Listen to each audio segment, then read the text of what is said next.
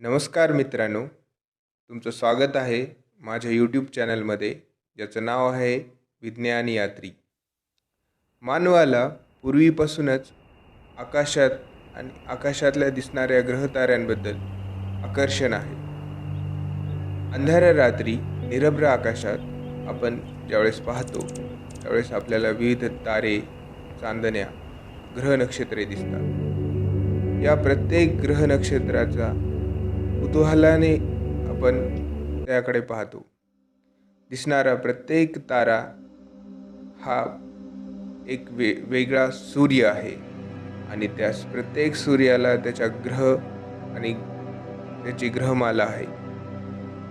पूर्वीपासूनच खगोल अभ्यासकांना आणि खगोलशास्त्रज्ञांना आपल्या या दिसणाऱ्या आकाशगंगेबद्दल फारच कुतूहल होते आणि म्हणूनच दुर्बिणीचा शोध लागला. या दुर्बिणीचा वापर करून शास्त्रज्ञांनी वेगवेगळ्या ताऱ्यांचे, आसमानी गोलकांचा शोध लावला.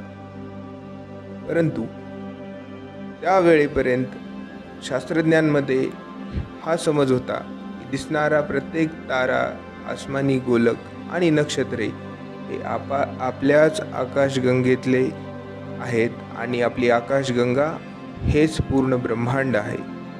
परंतु 1920च्या दशकात एका अवलिया शास्त्रज्ञांनी ह्या विचारांना तडे जाणारा एक आमूलाग्र शोध लावला. त्या शास्त्रज्ञाचे नाव आहे एडविन पॉवेल हबल. एडविन हबलचा जन्म मिसुरी राज्यातील मार्शफील्ड या गावी झाला. त्याचे शिक्षण मात्र शिकागोमध्ये झाले. एक उत्तम खेळाडू आणि विद्यार्थी असलेल्या हबलला 17व्या वर्षीच शिकागो विद्यापीठात शिष्यवृत्ती मिळाली.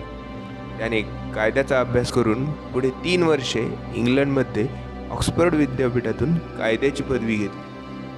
वडील वकील असल्याने व्यवसाय पुढे चालू ठेवण्यासाठी हबल जरी उच्चशिक्षित कायदेतज्ञ झाला होता तरी खगोलशास्त्रातच त्याला खरी रुची होती. म्हणूनच 1913 अमेरिकेत परत आल्यानंतर त्याने शिकागो विद्यापीठात खगोलशास्त्र शिकून व संशोधन करून 1917 डॉक्टरेट प्राप्त केली.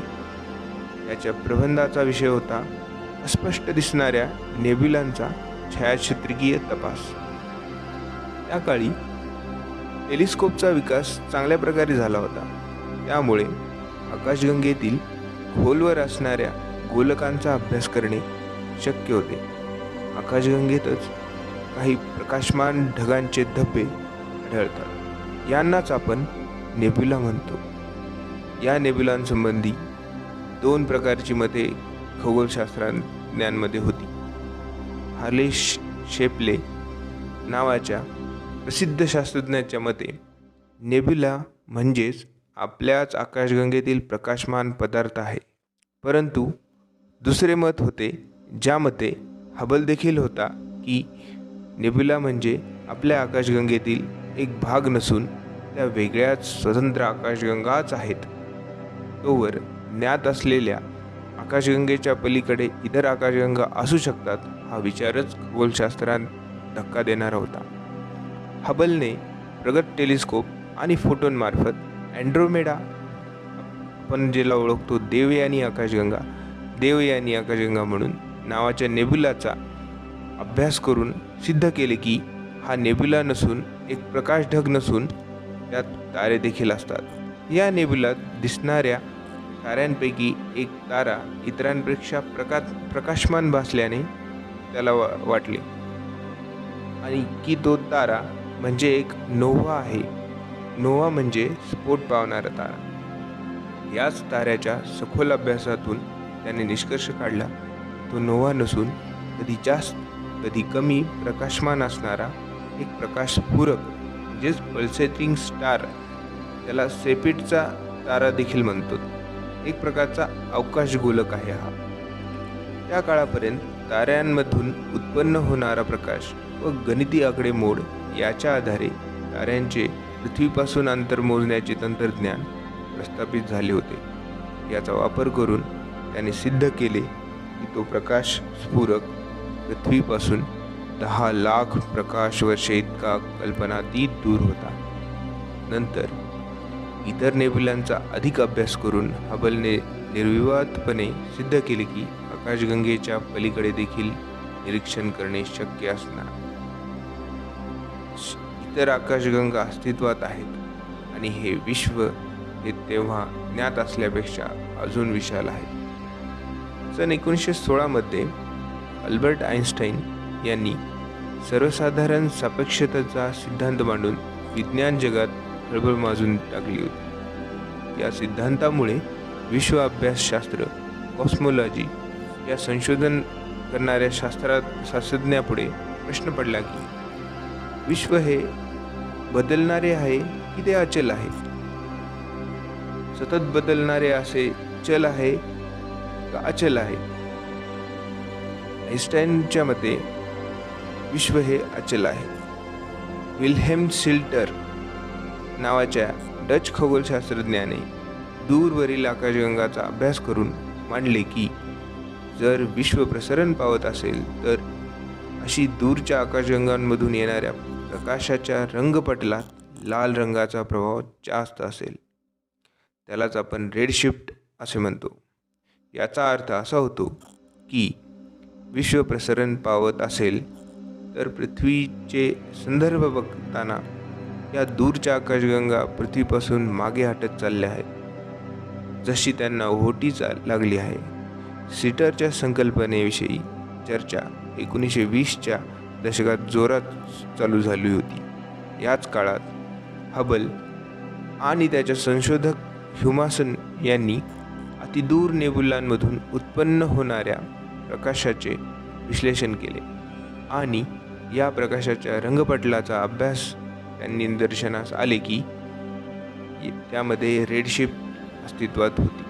1929 मध्ये हबलने प्रसिद्ध केलेल्या a relation between distance and radial velocity among extra Galactic nebula या पुस्तकाला खगोलशास्त्रज्ञाच्या इतिहासात महत्त्वाचे स्थान दिलेले आहे. हबलच्या संशोधनावर आधारावर निष्कर्ष निघाले की विश्वाच्या प्रसारणाचा एक निश्चित वेग असतो, तसेच आकाशगंगा जेवढी दूर तेवढी त्याच्या प्रसारणाची भासमान गती जास्त असते. या आधारावर आकाशगंगाच्या प्रसारणाच्या गतीचा व पृथ्वीपासूनच्या अंतराचा संबंध दर्शवणारे सूत्र शोधण्यास नंतर यश आले. या सूत्रामधून हबलने मांडले की V=hd म्हणजेच आकाशगंगा प्रसरणाची गती ही त्या आकाशगंगेच्या पृथ्वीपासूनच्या अंतराच्या समप्रमाणात असते आणि ह्या दोघांचा भागाकार हा एक स्थिरांक आहे. या स्थिरांकालाच आपण हबलचा स्थिरांक हे म्हणतो आणि त्या नियमाला आपण हबलचा नियम असे संबोधले आहे. अशा प्रकारे मित्रांनो, एडविन हबल या शास्त्रज्ञाने मानवाच्या ब्रह्मांडाबद्दलच्या आकलनात आमूलाग्र बदल केले. अशा या हबल यांच्या या कीर्तीमुळे त्यांच्या नावे अवकाशात दुर्बीण स्थापन करण्यात आली. त्या दुर्बिणीला 1990 साली नासा आणि युरोपियन स्पेस एजन्सी ह्या 2 संस्थांनी मिळून अवकाशात प्रस्थापित केले. त्या दुर्बिणीचे नाव हबल टेलिस्कोप. हबल यांची कीर्ती आजही अमर आहे. अशा या हबल शास्त्रज्ञाचे हृदयविकाराच्या तीव्र धक्क्याने निधन झाले. आपण या शास्त्रज्ञाच्या कामाबद्दल आणि त्याच्या या मानवी जीवनाला बदलून टाकणाऱ्या शोधाबद्दल त्याला सलाम करून, मित्रांनो, माझा हा व्हिडिओ तुम्हाला आवडला असेल तर जास्तीत जास्त सबस्क्राईब करा, लाईक करा, शेअर करा आणि बेल आयकॉन प्रेस करा.